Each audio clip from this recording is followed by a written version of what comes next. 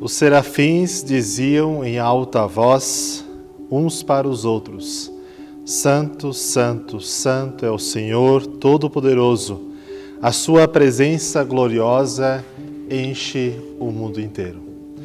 São com essas palavras que nós encontramos em Isaías, no capítulo 6, versículo 3, que eu quero acolher a cada um e a cada uma de vocês nesse dia de domingo, dia do Senhor, dia de celebrarmos o amor de Deus e de sermos servidos por Deus com a sua palavra.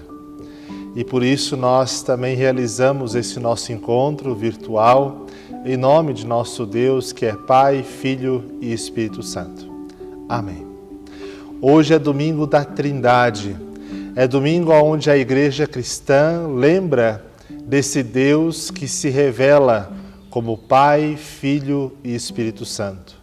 Deus Criador, Deus Redentor e Deus que mantém e santifica a cada um e a cada uma de nós quando estamos em e na pessoa de Jesus Cristo.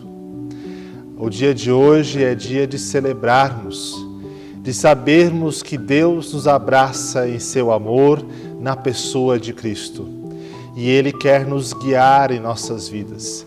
Ele quer nos mostrar o caminho pelo qual nós devemos seguir. Ele quer nos mostrar quem nós somos. E Ele quer restaurar as nossas relações com Ele, com o nosso próximo, conosco mesmos e com a sua criação e com o nosso semelhante. E por isso nós devemos sempre ter a disposição de estarmos com os ouvidos e os corações e mentes abertas para justamente ouvir o que Deus tem a nos dizer. Eu gostaria de convidar vocês a nós lermos justamente o contexto dessa passagem bíblica com a qual nós fomos saudados esse dia, que nós encontramos ali em Isaías capítulo 6. E nós vamos ler dos versículos 1 ao versículo 13. Isaías 6, versículo 1 ao versículo 13.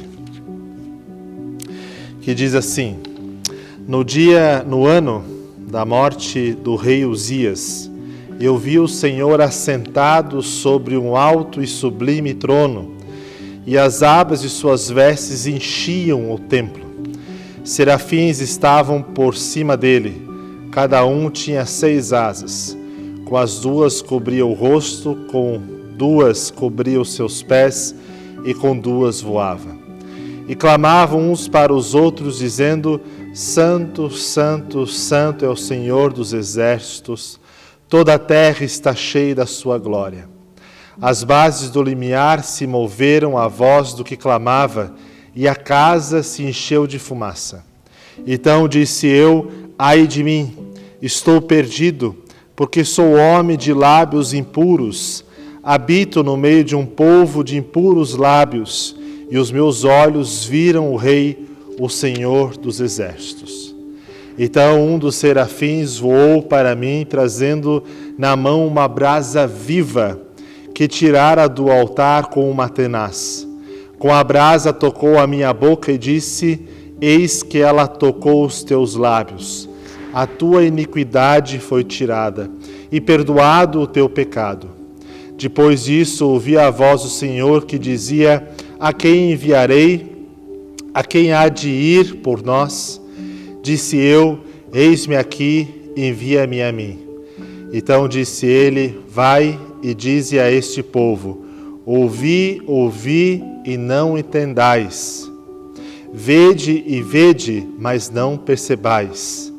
Torna insensível o coração desse povo, endurece-lhe os ouvidos e fecha-lhe os olhos, para que não venha ele a ver com os olhos, a ouvir com os ouvidos e a entender com o coração, e que se converta e assim seja salvo. Então disse eu, até quando, Senhor? Ele respondeu: até que sejam desoladas as cidades e fiquem sem habitantes as casas que as casas fiquem sem moradores e a terra seja toda assolada. E o Senhor afaste dela os homens, e no meio da terra seja grande o desamparo. Mas se ainda ficar a 10ª parte dela, tornará a ser destruída. Como o terebinto e como o carvalho, dos quais depois de derrubados ainda fica o toco, assim a santa semente é o seu toco. Até aqui essa palavra sobre a qual nós queremos refletir no dia de hoje. Aqui nós temos um relato de algo que acontece com o profeta Isaías. Como sabemos, o profeta Isaías é de uma grande reputação, era alguém que denunciava as injustiças que o povo praticava. E nessa visão, quando Isaías está no templo, lhe aparece o próprio Deus, com querubins, com serafins, com anjos, e ele tem ali uma visão da presença de Deus. E quando ele percebe que Deus está à sua frente, ele fica apavorado. Imagine o que nós sentiríamos se Deus estivesse à nossa frente. Naquele período, naquela época, pela compreensão antropológica, pela compreensão que eles tinham acerca de nós enquanto pessoas humanas, havia ali um sentimento de total desespero, não de júbilo, não de alegria, mas de desespero, porque o Santo, Santo, Santo, Deus está ali na presença de uma pessoa que é pecadora. E na compreensão do Antigo Testamento, na compreensão bíblica, ali onde o santo habita não existe pecado, porque pecado não subsiste. E assim também por isso o medo de Isaías, porque ele reconhece que ele é alguém pecador. Ele se reconhece como uma pessoa em dívida. Ele se reconhece como alguém que não é possível permanecer na presença de Deus sem ser aniquilado, sem ser destruído pela sua presença por causa da tamanha santidade do próprio Deus. E então o que acontece? Um serafim voa até Isaías e toca-lhe a boca com uma brasa e ao tocar a sua boca ele perdoa a sua iniquidade, o costume do seu pecado, os pecados costumeiros, e perdoa também os seus pecados atos. E então Isaías pode permanecer ali, e a partir desse momento acontece um diálogo, e Deus pergunta a quem vou enviar para anunciar ao povo de Deus, ao povo de Israel. E Isaías diz, eis-me aqui.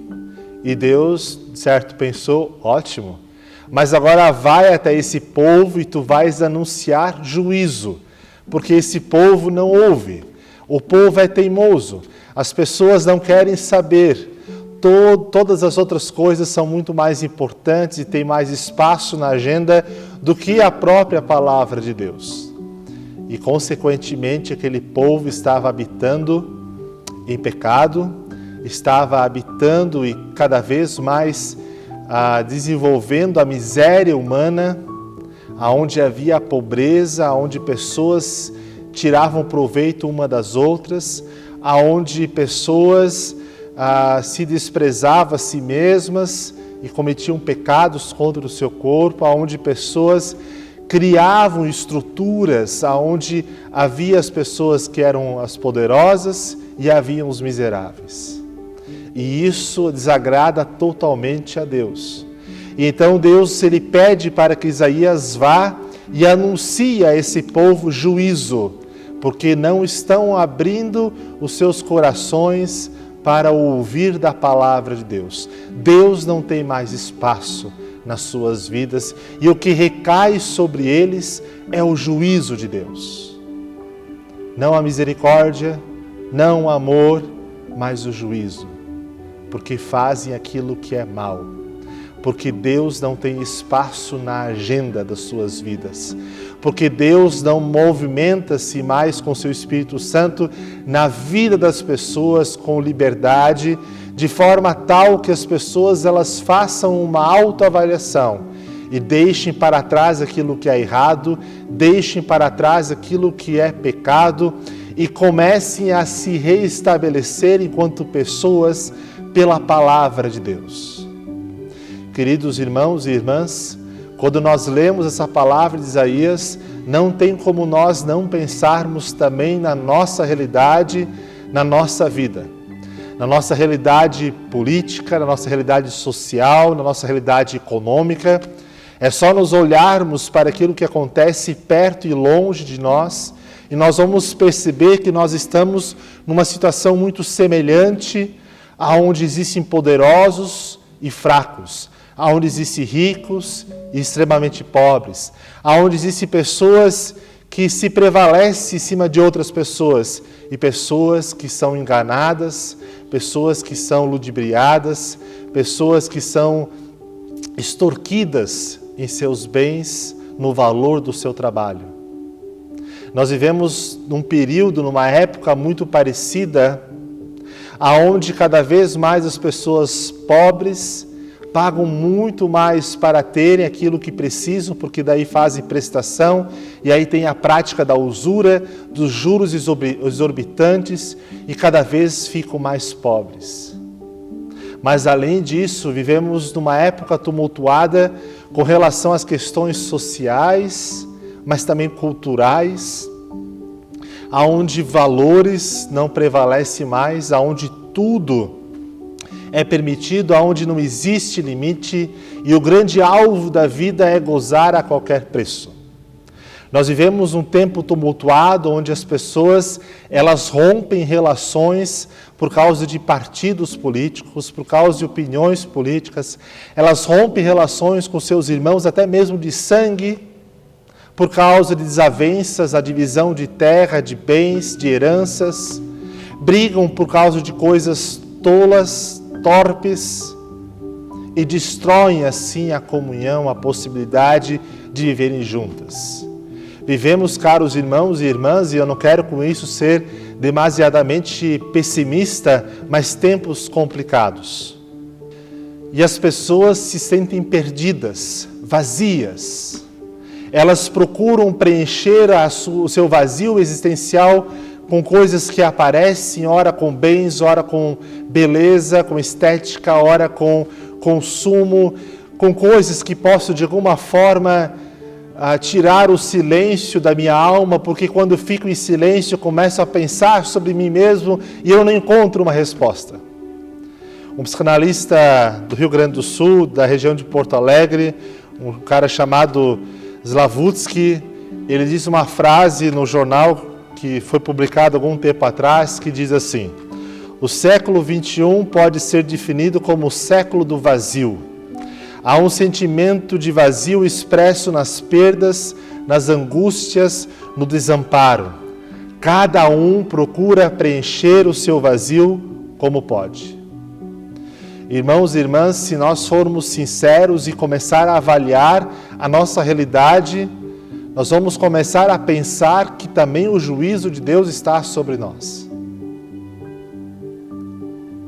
Também nós estamos num período, num tempo onde nos parece de que as coisas elas ficam cada vez piores.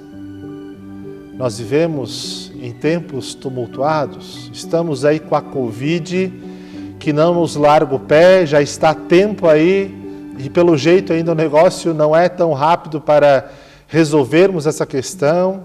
Temos outras questões políticas, sociais, econômicas, e não precisamos só pensar a nível nacional, podemos olhar para a nossa cidade. Eu não sei vocês, mas eu estou cansado de ouvir casos de corrupção no nosso município. É uma tristeza onde nós temos lideranças políticas que se aproveitam dos seus cargos para fazer esquemas de corrupção, para encherem os seus bolsos de dinheiro e com isso prejudicam uma grande parcela da sociedade. Me parece sim que nós vivemos um tempo do juízo de Deus, porque o mal parece que está tomando conta. E nós estamos aí imersos nessa cultura de tal forma que nos sentimos impotentes e não conseguimos fazer nada porque parece que nós estamos com as mãos atadas. o que nós, enquanto pessoas cristãs, temos como palavra de esperança em meio a essa realidade de desesperança. E aí nós podemos lembrar de que assim como os serafins vieram e tocaram a boca de Isaías e o purificaram, também nós temos anjos que anunciaram a vinda do Senhor Jesus Cristo. Esse Jesus Cristo que toma sobre si mesmo o juízo que nos pertence e nos dá a sua graça. Essa é a troca graciosa, aonde Ele toma para si e assume sobre si as consequências dessa realidade avassaladora e cruel e mal que nós vivemos e nos retribui com a possibilidade de nós vivermos a partir da graça, de tal forma que ali onde nós estivermos, nós vamos ser sinal de presença dessa graça. Nós, enquanto cristãos, você que me ouve, Deus te chama para ser presença graciosa sua neste mundo.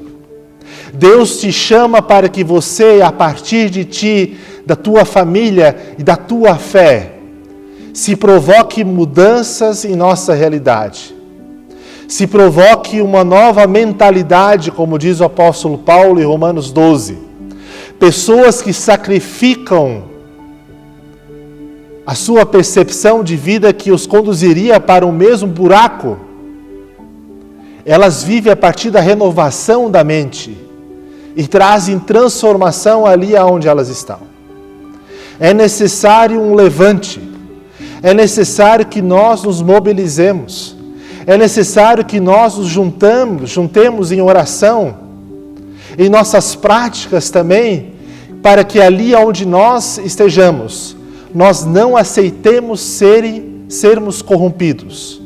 Nós não aceitemos essa realidade de mal que parece prevalecer. Mas que nós sejamos sal e luz nesse mundo. Que nós tragamos esperança para essa realidade.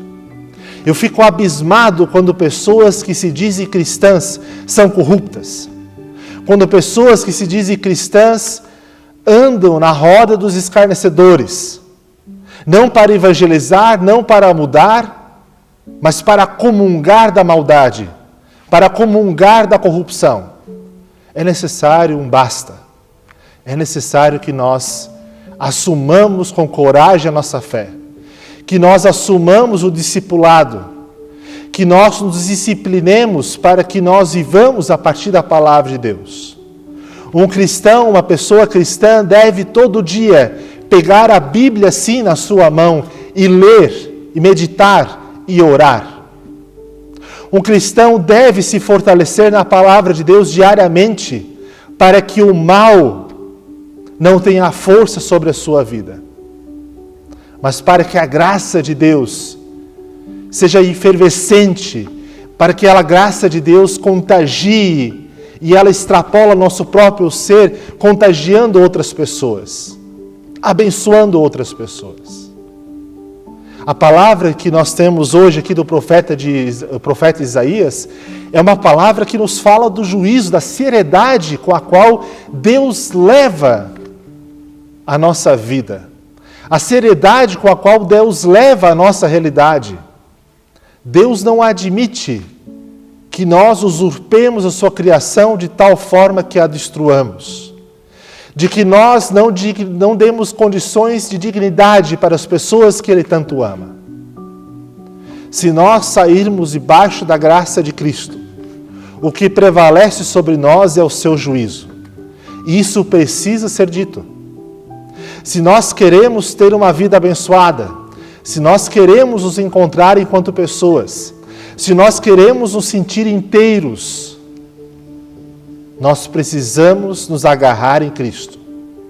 De tal forma que a sua presença transforme a nossa vida, de tal forma que a sua presença se confunda com a nossa presença. E que assim, ali onde nós estejamos, sejamos presença sua, presença transformadora, presença restauradora, presença curativa, presença perdoadora, presença acolhedora, as qualidades desse Jesus Cristo que nós lemos na Bíblia se tornam também nossas qualidades enquanto pessoas cristãs. A pergunta com a qual eu quero terminar, que serve para a nossa reflexão, é: eu estou sendo presença de Cristo nessa realidade? Presença transformadora, curadora, acolhedora? Presença que não admite essa corrupção, que não admite o mal, mas que quer que a vontade de Deus ela esteja presente na nossa realidade. Isso acontece? Se não acontece, que nós tenhamos a sabedoria de nos colocar diante de Deus em oração, pedindo perdão, forças, para que possamos viver em novidade de vida. Que essa palavra, ela ecoe no meu coração. Que Deus me faça lembrar de que Ele é Deus de amor sempre de novo, mas também Deus que leva muito a sério a minha, a sua e a sua realidade que Ele criou. E que assim possamos ser sábios na maneira como nós vivemos a nossa fé. Que a graça de Deus seja contigo. Amém.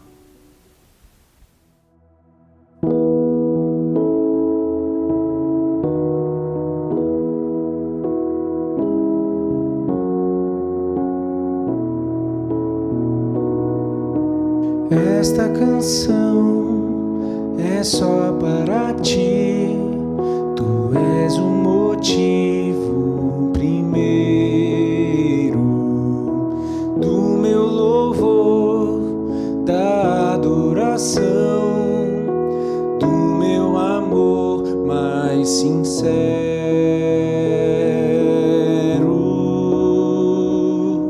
Levanto minhas mãos no santuário,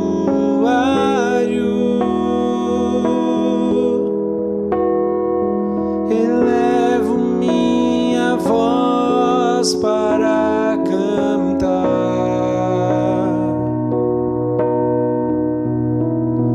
de toda a tua glória e majestade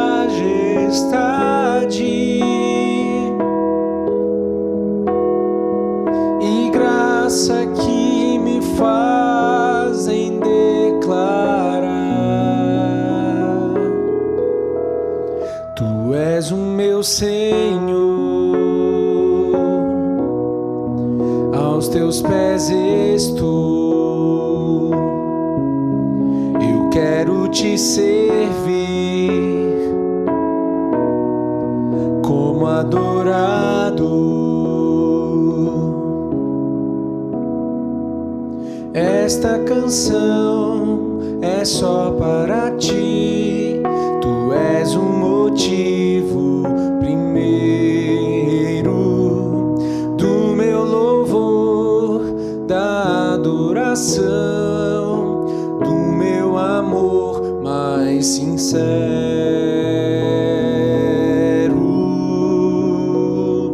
Levanto minhas mãos no santuário,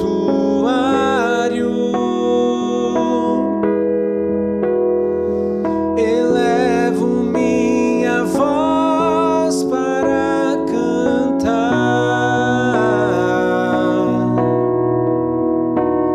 de toda a tua glória e majestade e graça que me fazem declarar: Tu és o meu Senhor, aos teus pés estou, eu quero te servir como adorado. Tu és o meu Senhor, aos teus pés estou, eu quero te servir como adorado. Esta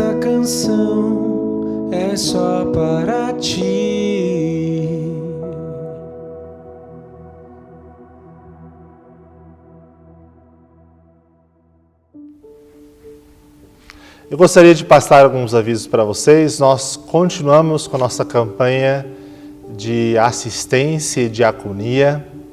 É uma campanha onde nós estamos recebendo cestas básicas ou valor em dinheiro para comprarmos cestas básicas e assim assistirmos pessoas carentes de nossa cidade. Não sei se vocês sabem, mas dentro do município de Palhoça, nós temos o bairro mais carente de Santa Catarina. E por isso nós estamos ali fazendo um trabalho diaconal, um trabalho missionário, um trabalho de assistência. Também temos a parceria com a EBAS, onde são atendidas crianças, várias crianças, muitas crianças do contraturno escolar. E estamos ali tentando atender aquelas pessoas para tentar, de alguma forma, mudar um pouquinho a sua realidade, sendo presença de Cristo ali.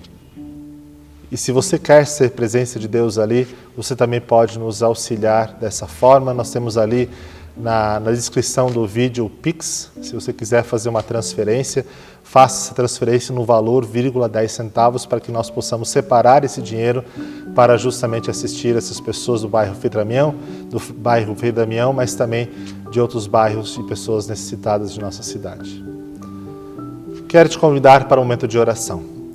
Querido e amado Deus, queremos te pedir que Tu venhas com Teu Espírito Santo se fazer presente em nossas vidas, para que nós estejamos abertos a recebermos a Tua Palavra, que essa Tua Palavra ecoe em nossas vidas e nossa existência, de tal forma, Deus, que provoque mudanças, provoque conversão, provoque novidade de vida. Nos perdoe, Deus, pelos nossos pecados, pelos nossos erros, pela nossa fraqueza, pelas vezes onde nós te decepcionamos e entramos no ciclo da roda do mal. Te pedimos, Deus, que Tu não nos deixes sozinhos, que Tu não nos abandones, mas envies o Teu Santo Espírito a cada novo dia para que possamos resistir ao mal. E que assim, Deus, ali onde nós estivermos, trabalhando, conversando, com outras atividades, que ali sejamos presença Tua na vida de outras pessoas. E que possamos, Deus, ser sementes de transformação que esse mundo tanto precisa. Nós te pedimos também que Tu venhas estar olhando para as nossas famílias, para as nossas relações, que Tu venhas olhar para a nossa situação de saúde. Conhecemos pessoas, Deus, que estão doentes, queremos colocá-las nas Tuas mãos, te pedir pela Tua misericórdia, pela cura, te pedir, Deus, que Tu venhas estar restaurando vidas ali onde for necessário, que Tu venhas estar restaurando relações. Te colocamos, Deus, essas questões, essas realidades que se rompem em nossas vidas e que trazem desordem para nós. E pedimos, Deus, pela Tua misericórdia, que Tu venhas com a Tua palavra colocar ordem no caos, assim como Tu fizestes na Tua criação. Tudo mais, Deus, que se passe em nosso coração e nossa mente, a Ti entregamos. Em nome do Teu Filho Jesus Cristo, nosso Senhor e Salvador. Amém. Quero te convidar a você estender a sua mão vazia diante de Deus ali onde você está, para receber da bênção de Deus. Que Deus te abençoe e te guarde, que Ele faça resplandecer o seu rosto sobre ti e tenha misericórdia de ti. Que sobre ti Deus levante o seu rosto e vos dê da sua paz. Viva na paz e no amor que veio do nosso Deus. Amém. Um abençoado domingo e uma abençoada semana a cada um e a cada uma de vocês.